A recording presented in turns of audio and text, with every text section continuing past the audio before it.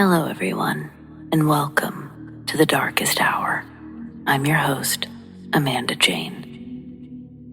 There are places in this world that don't belong to us. Deep in the forests, beneath the ground, and far beyond the sky, there are things we were never meant to see. Some venture out expecting to experience certain things, but return with memories that refuse to make sense. Others slip beneath the streets, find themselves utterly, terrifyingly not alone. And then there are those who look up or beyond the shadows, only to realize something is already looking back. Maybe these places and things were never meant for us, but tonight we step past the boundaries of what we know and into places where the unknown takes shape, where the sky, the earth, and the darkness in between all hold secrets of their own. So, let's get started, shall we?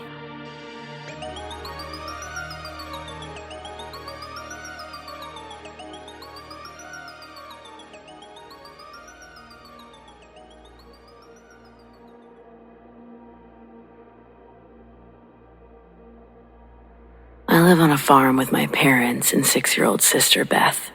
Behind our house is an old well. The previous owners put a grate over it, so it's supposed to be safe, but non-functional. Beth has been playing by it a lot for the last few weeks. She sits by the stones and has little tea parties. We thought she was having them with her imaginary friends who, fun fact, are all Disney villains. So playing by a dingy old well seemed kind of suitable for her. I didn't think anything of it until she got into my makeup, and I ratted her out to her mother. After she got in trouble, she came to tell me that Marvin was going to drag me into the well for tattling on her. I've been threatened with the Evil Queen, Maleficent, and the Queen of Hearts, but not Cruella because she hurts puppies, and that's where Beth draws the line. I've never been threatened with a Marvin, though. So I asked her, which movie is Marvin from? And she said he's not. He just lives in the well. I know kids are supposed to have good imaginations, but Beth has never made anything up in her life. She didn't even have imaginary friends until she saw kids on TV with them. Then she decided Disney villains could be her best friends. Still, I didn't think too much of it. It sounds absurd. Man living in a covered well that was going to drown me. I forgot about it almost instantly. A week or so later, Mom sent me to bring Beth in for supper, but she ignored me when I called for her. I had to walk out to the well and practically drag her inside, with her fighting me the whole way. She kept yelling that Marvin was really gonna get me now.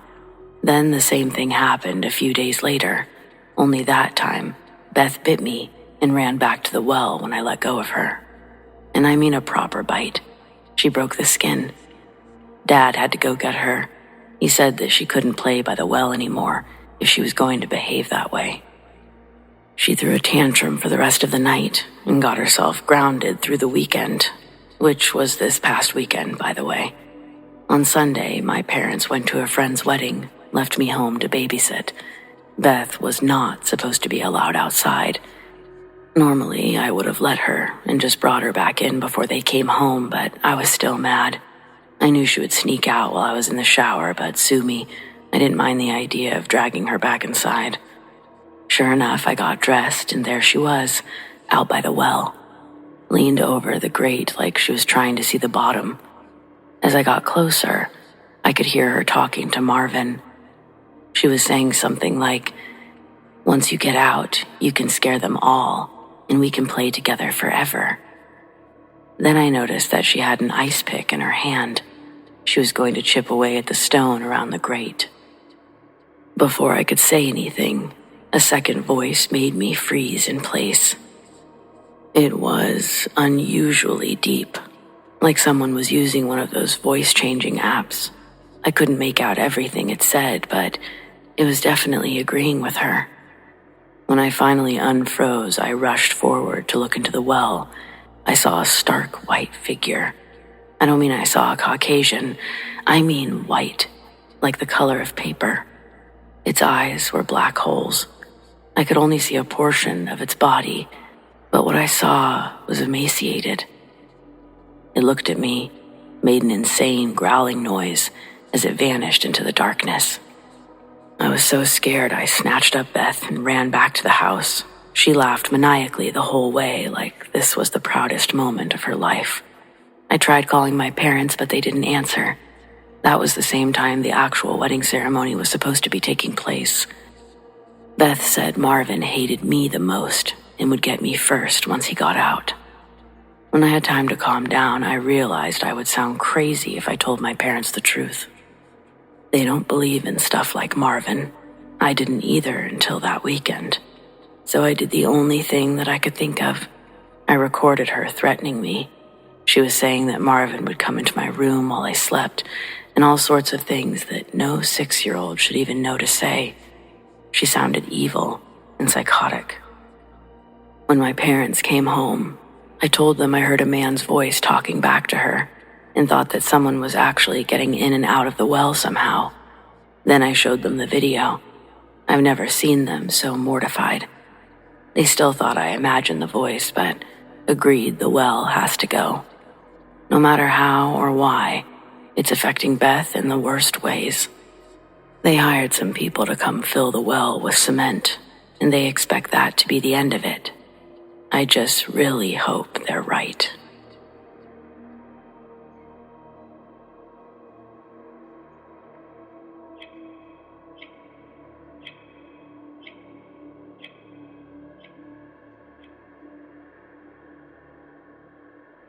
I don't talk about this much, mostly because people either don't believe me or they start looking at me like I'm crazy, but screw it. Maybe someone out there has had the same thing happen to them. Maybe they can back me up. This happened a few years ago when I was staying at a homeless shelter in Holbrook, Arizona. If you've never been, Holbrook is one of those small, middle-of-nowhere towns where weird things just seem to happen. Maybe it's the isolation, maybe it's something else. Either way, I've seen some things in that town I can't explain, but this one tops the list. It was late, probably around midnight, when my friend and I stepped outside for a smoke.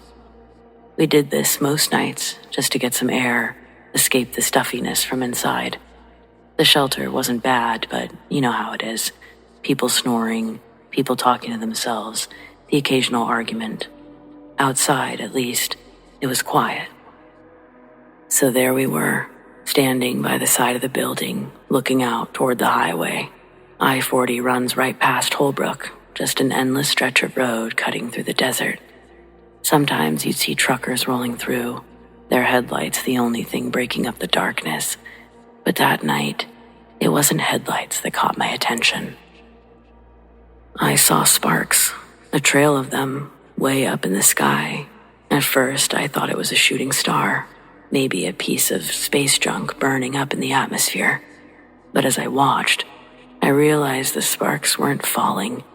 They were moving across the sky, like something was gliding just above the highway. I squinted, trying to make out what it was, and that's when I saw it. I swear to God, it was exactly what you see in books, in old sci-fi movies. One of those classic flying saucers. A disc, smooth and metallic, with a little raised cockpit at the top.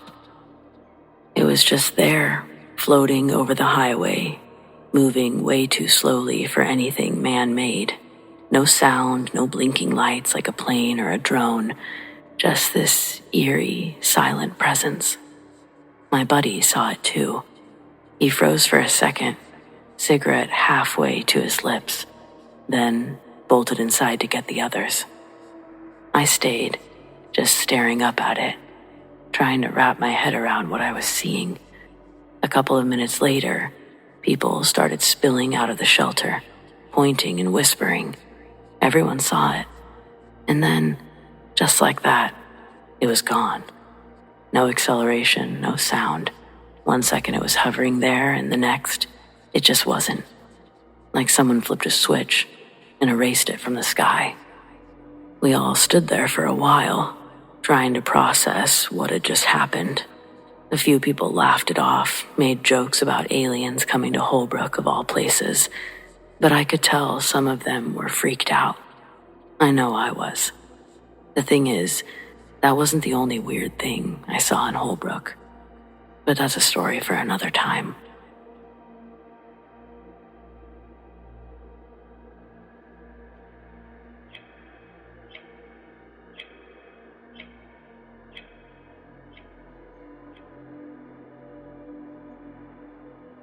Last month, I visited my aunt in North Carolina.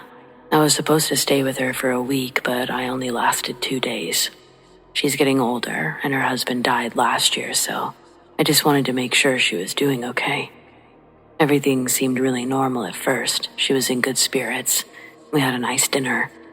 And then I went to brush my teeth before bed and realized there was no mirror in the bathroom. It had been taken off the wall. In fact, there were no mirrors left anywhere in the house. I figured it was one of those trauma reactions where she just didn't want to see herself. But when I asked her about it, she said that she had to take the mirrors away because my uncle was haunting her. And not only was he haunting her, he had turned into a demonic, twisted version of himself. Clearly, this was a different level of struggling than I had imagined. I felt out of my depth. It's one thing if she couldn't bear to see herself. It's another issue entirely if she's seeing literal demons. I don't know much about psychology, but I know people handle grief in strange ways. Even so, this felt like it was on the extreme side. I called my dad to tell him what was going on. He asked me to keep an eye on her until he could get there that weekend. Fine, sounded simple enough. She was still eating, taking care of herself, just without mirrors. The next day, I did my best to avoid the topic entirely, and things seemed more normal. My aunt wanted to take me to dinner that evening, so I took a shower and used a hand mirror for my makeup. About halfway through, I put the mirror down to find the right eyeshadow, and when I picked it back up, I saw a gray, rotting face over my shoulder.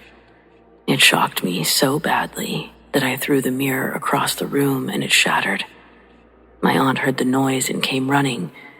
She looked from me to the mirror and knew that I saw it, but didn't say anything. Instead, we went to dinner like nothing had happened. By the time we were in the restaurant, it didn't feel real anymore. The world was going about its business like any other day. It made a lot more sense that I would have imagined the demon face. I was far from home, and all the spooky talk had just got into my head, right? No big deal. On the way home, we stopped at CVS to fill my aunt's prescription, and I secretly bought a new mirror. When we got back to the house, I went to my room and stared into it for half an hour without seeing a thing. Hypothesis confirmed. There was no demon. I was just shamefully impressionable. The next morning, I started putting my makeup on, looked away for 2 seconds, and bam, there it was again, with cloudy, milky white eyes. This time, I managed to refrain from throwing the mirror, but only barely. When I looked again, the figure was gone. I don't know what the hell it is, but I don't think it's my uncle. That thing, it's something evil. It gave me the cold sweats feeling down to my bones and in the pit of my stomach. Every fiber of me wanted to recoil into a ball and disappear. I took my aunt shopping to get us out of the house, and again, a little time in the real world had me questioning my sanity. I couldn't have actually seen what I thought I saw. It's just not possible. So we got home. I looked in the mirror again, and nothing. But then I looked away and looked back a few times, and there it was, clear as day. I forced myself to keep looking, to really take it in. It was really there. It wasn't some trick of the light or a figment of my imagination. It was there. After a few seconds, a skeletal hand started reaching over my shoulder, and I couldn't take it anymore. The mirror went sailing across the room and broke against the wall. When I finally stopped crying, I called my dad. He didn't believe a word of it, but he definitely didn't want me staying with my aunt any longer. So he left work to come down early. As soon as he got there, I booked a flight home. My dad stayed for 3 days before he got my aunt a new place and listed the house for sale. I talked to my aunt earlier today. She hasn't seen anything since she left that house, so we're hoping whatever that thing was, it got left behind. I feel sorry for whoever buys that house, though.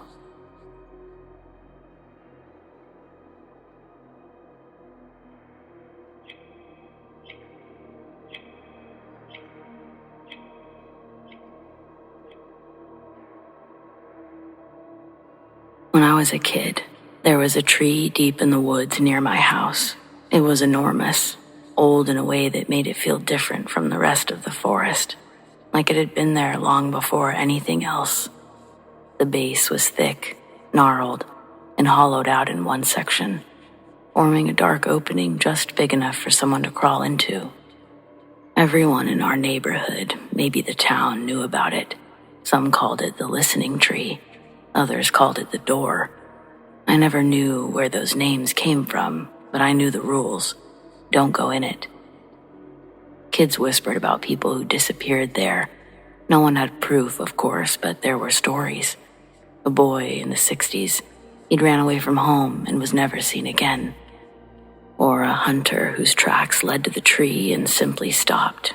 A pair of brothers who claimed that they crawled inside just for a second, only to stumble out in the middle of the night, hours after the search party had started looking for them. I never put much stock into the stories until the summer I was 12. That was the year my best friend Danny and I decided that we were going to see what was inside the tree for ourselves. It was the kind of stupid idea that only kids can come up with, equal parts curiosity and arrogance, assuming the rules don't apply to you. We made a whole plan, snuck out just before sunset, took our bikes as far as the trail would allow, and then hiked the rest of the way. That forest is dense. The air was thick with the smell of pine and damp earth. It took longer than expected, and by the time we got there, the last of the light was slipping away. The tree was even bigger than I remembered. The hollowed-out section was a perfect yawning blackness against the rough bark. As we got closer, everything felt off. The woods were silent, like everything was waiting for something. Danny was braver than me, or maybe just dumber. He crouched at the entrance, shining his flashlight inside. "It's bigger in there than it looks," he muttered. Then, before I could stop him, he shoved the flashlight between his teeth and started crawling inside. I panicked, but I don't really know why. Maybe it was how quiet everything was. Maybe it was the way that the darkness inside the tree seemed to swallow the light of his flashlight. "Danny, don't," I said, a little delayed. He ignored me, already halfway inside. And then he was gone. Not in a slow way, not in a normal way, just gone. 1 second I could see the soles of his shoes, and the next there was nothing. The light from his flashlight disappeared like someone had shut a door. I wanted to call out, but my throat felt really tight, like something was pressing against it. I worked up the courage to get closer to the tree. I shined my light inside, expecting to see Danny. I saw nothing, just dirt and roots. I couldn't bring myself to also go inside the tree, so I waited, and I waited, and I waited for a long time. Occasionally, I would get closer to the tree and lightly call for Danny. I was getting worried. I was going to have to tell my parents or someone what we did. Then suddenly, Danny was there again, crawling backward out of the hollow, gasping like he'd been holding his breath for too long. I yanked him the rest of the way out, asking him, "What the hell? Where did you go?" Danny just stared at me, wide-eyed. "I didn't go anywhere," he said. We argued about it the whole way back. He swore that he'd only been inside for a second, that it had just been empty, nothing but dirt and roots. But I knew that wasn't true. Sure, I'd looked inside and seen the same thing, but I didn't see Danny. By that time, We'd been gone for about an hour. That's what my parents said when they found us sneaking back into the house, and that's what the clock said. But even with all that proof, Danny stood by his story. He'd been in the tree for barely a second. But after that day, Danny refused to talk about it. If I ever brought it up, he would just shake his head and change the subject. Eventually, I stopped asking and arguing. I moved away years ago, but every now and then I still dream about that tree. I dream about that dark hollow in its trunk. Sometimes I dream that Danny never came back out. Sometimes I dream that something else came out instead.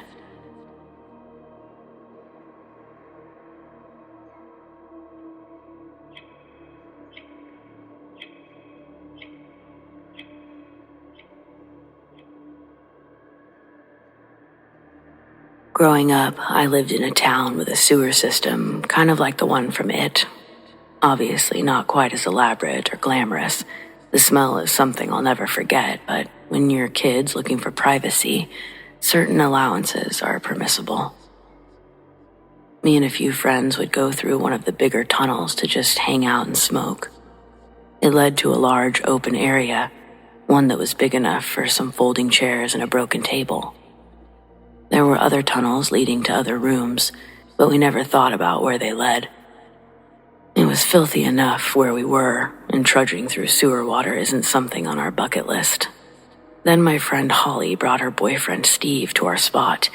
We were 13 or 14 at that point. The next day, he brought a couple of friends and the boys took over. They wanted to see where the other tunnels went. Smell be damned. One Saturday morning, 5 of us met up with a single flashlight, bags full of snacks like we were going on an extended hike. In reality, several tunnels were too small or flooded to go through, but we found another service tunnel with a little walkway path. We followed that for a bit. Once we got further in, there were tons of directions that we could go and tucked off areas with some kind of service equipment. We were taking a break and eating some snack bars when the flashlight died. We'd been wandering around for close to an hour, and now it was pitch black. There was a brief chaos while blame was being passed around, but eventually we had to actually try to get out. We ended up forming a single file line with Steve in the front and Brady at the end. Everyone held onto the shirt of the person in front of them, while Steve waved his arms and tried not to walk us into a wall. The way we had to move, there was no telling how far we'd gone, or if we were even going in the right direction. Sometimes we'd hit a dead end and have to turn around, so we could have been going in circles and never known it. It felt like we were just going deeper and deeper into the tunnels. We walked through gravel for a while, and most of us were positive we hadn't passed any of that on the way in. But Steve and Holly thought we had. I had no idea how long we'd been walking when Brady yelled. It felt like an hour, but probably less.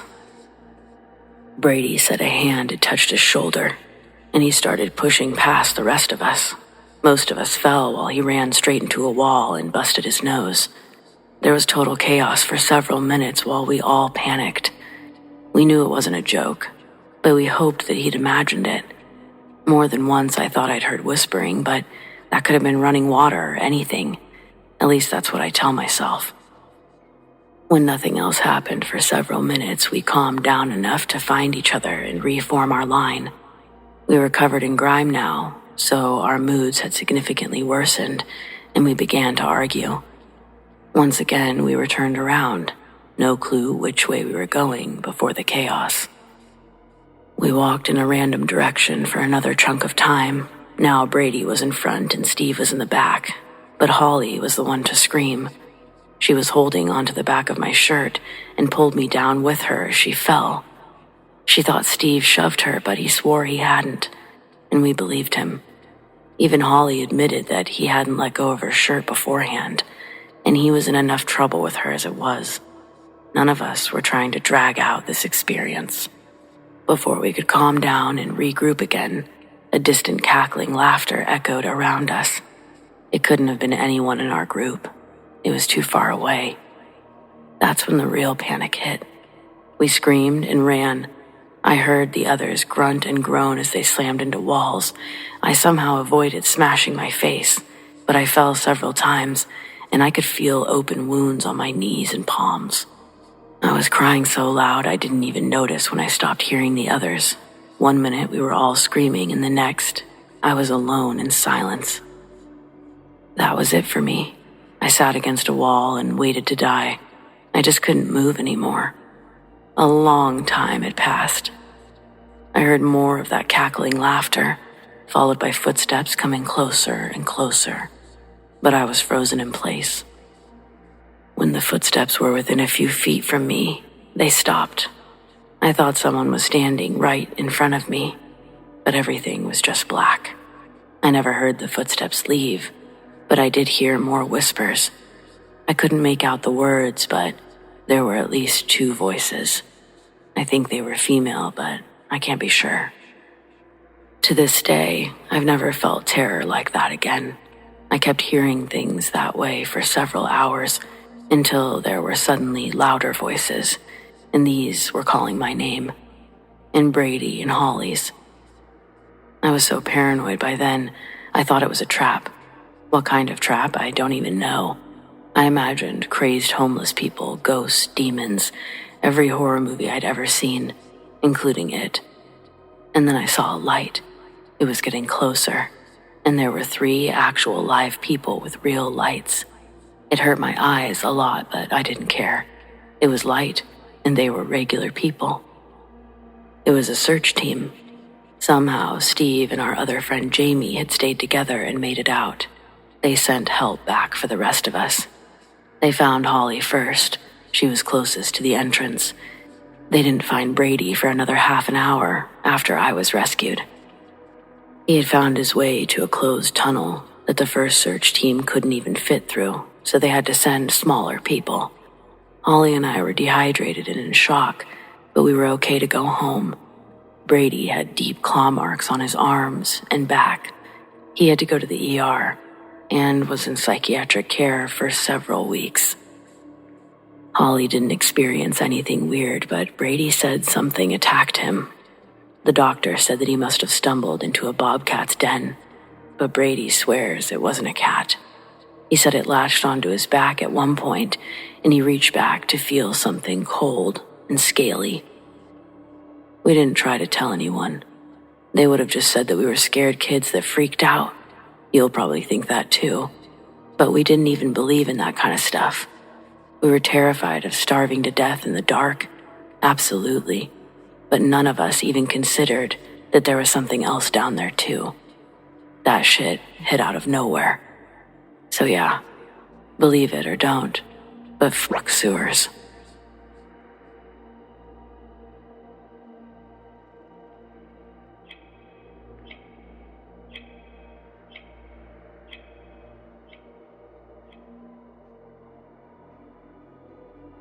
I manage a restaurant in Halifax. One of my cooks takes the bus to work every day. I don't know how I got myself into this situation, but yesterday during his shift, he came up to me in a panic, asking me to drive him to the hospital. "What's wrong?" I asked. The way he came up to me made me think that he'd cut a finger off. Apparently, his mother had just called to tell him his grandmother was dying. It was the real gather around, it's time. So I grabbed my purse, and we sped to get there. Again, I don't know how I get myself into these situations, but I somehow managed to get into the actual hospital room with the dying woman and the crying family.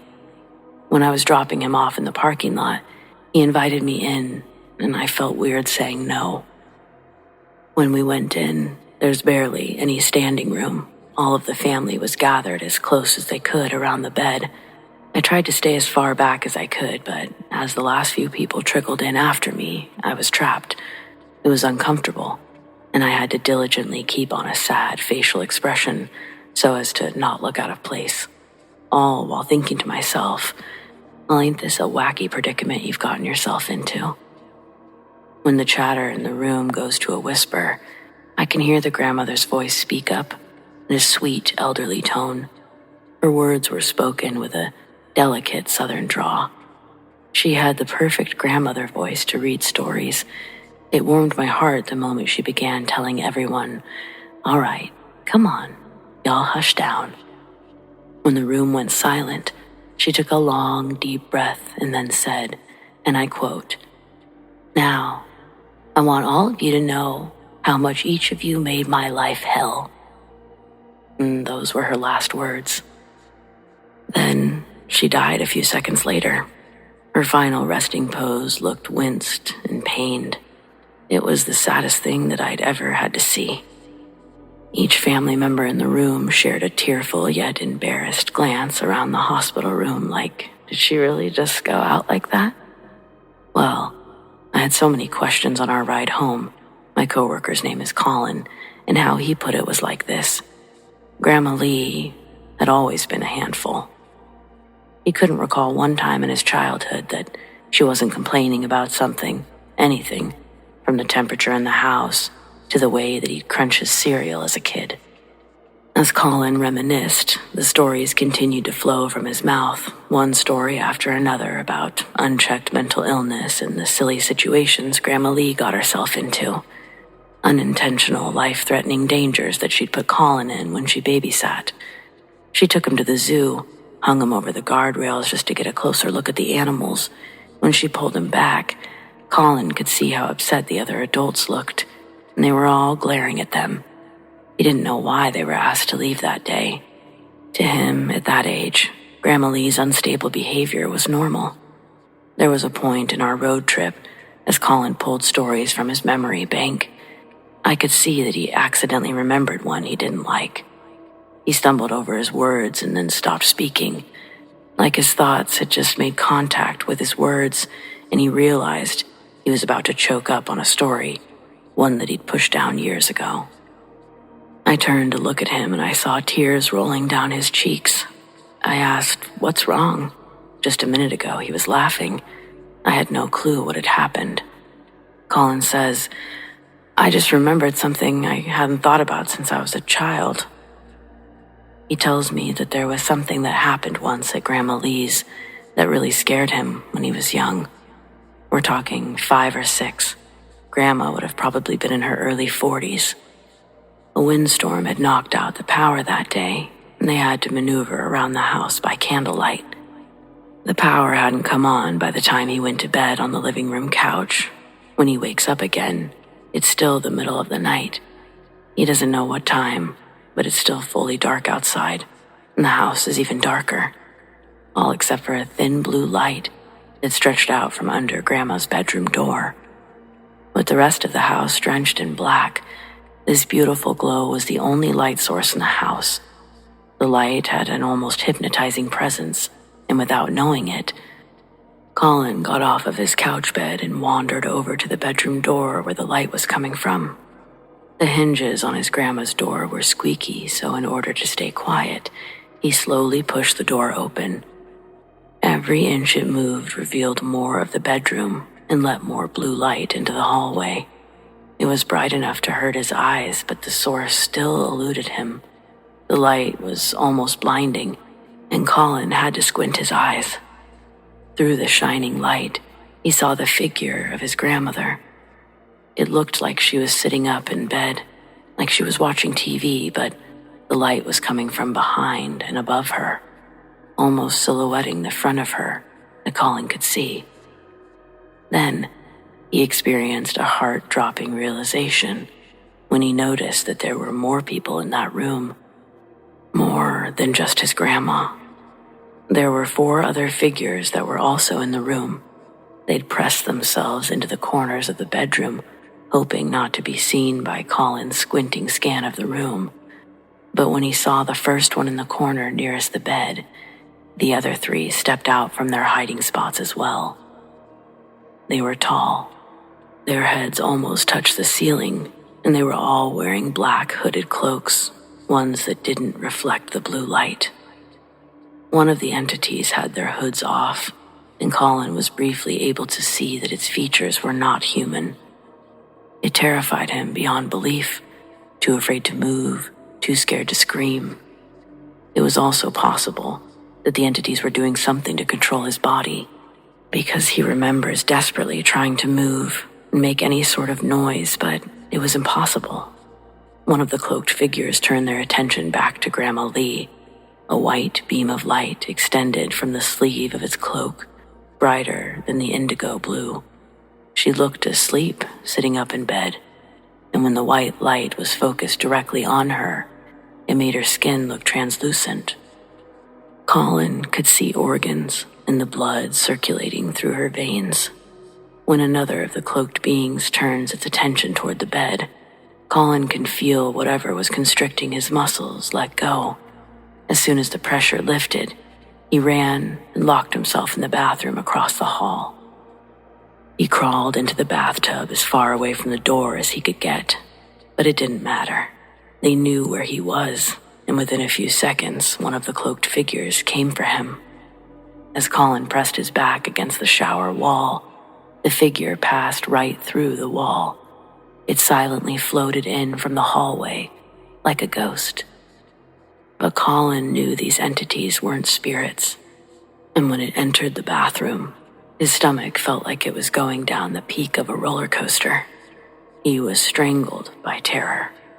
He squeezed his eyes closed and again felt the pressure on his body, freezing his movements. Then he heard the sound of the fan in the bathroom. It grew quiet, and then it was gone. The pressure didn't allow him to open his eyes, but as he was listening to the fan disappear, he also felt the bottoms of his feet leave the cold plastic bathtub mat. For a moment, it felt like he was levitating. He kicked his feet to find nothing beneath. The sensation didn't last long, and the next thing Colin felt was a large, soft bump on his back, like a cloud pushed him, but it didn't make him fall forward. His body naturally pushed back into the object. It fully engulfed him in warmth, and the grip of terror loosened the longer his body stayed idle. Eventually, his eyes were able to open again, and Colin registers that he's back in his bed. The sun is up, and Grandma Lee's already awake, making breakfast. Colin frantically tried to tell her about the night before, but she laughs at his claims, telling him he must have had a bad dream. I asked him if he thought it was a dream.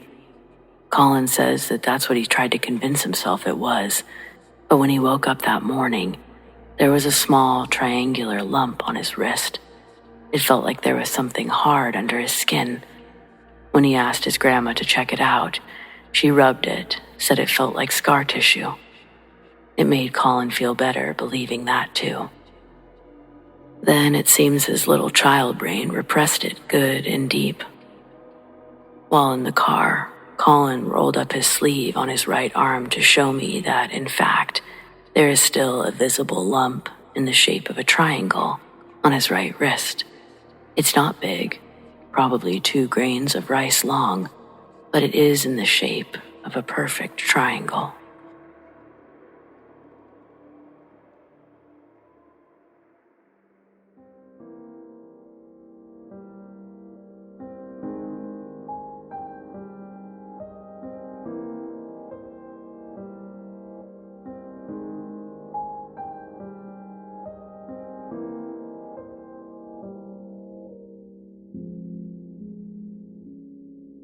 Well, friends, it appears we've reached the end of tonight's episode. Thanks for joining me. Whether it's your first time or you're a regular, your support means the world. We've got brand new episodes every Friday night, and keep those eyes open for those deep sleep videos. And of course, subscribe, tap the bell, and you'll never miss a thing. Special thanks to the Darkest Hour channel members, Lori TESDAHL, Sarah Marie, Robert Bailey, T. COLTDADDY Eagle, Mallory Dominguez, KARI Watkins, PILAR TREDEN WIXSON, Larry Hill, Ripley, Jojo Starcher, Mary Patrick, Debbie Lafreniere, Julie Bordelais. Big thanks to those who shared their stories, and a huge shout out to all of our patrons.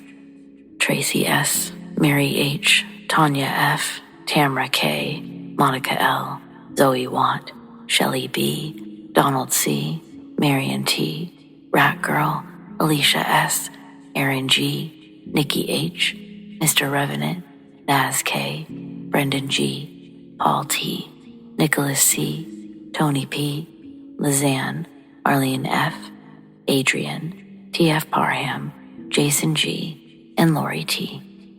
If you want to support the Darkest Hour in other ways, consider joining our Patreon, patreon.com/thedarkesthour. Or click the link in the description to learn more. Do you have stories like these? I'd love to share them. Send them to me, Amanda, darkesthour@gmail.com, or on the Darkest Hour subreddit, The Darkest Hour YT.